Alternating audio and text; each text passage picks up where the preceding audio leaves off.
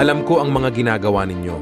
Kahit kakaunti ang inyong kakayahan, sinunod ninyo ang mga turo ko at naging tapat kayo sa akin. Kaya nagbukas ako ng pintuan para sa inyo na walang sino mang makapagsasara. Makinig kayo. Ito naman ang gagawin ko sa mga kampon ni Satanas na mga sinungaling at nagpapanggap na mga Hudyo. Paluluhurin ko sila sa harapan ninyo at malalaman nila na mahal ko kayo. Darating ang matinding kahirapan sa buong mundo na susubok sa mga tao. Ngunit dahil sinunod ninyo ang utos ko na magtiis, ililigtas ko kayo sa panahong iyon. Malapit na akong dumating, kaya ipagpatuloy ninyo ang mabubuti ninyong gawa upang hindi maagaw ng kahit sino ang gantimpalang inihanda para sa inyo. Ang magtatagumpay ay gagawin kong parang haligi sa bahay ng aking Diyos at hindi na siya aalis doon.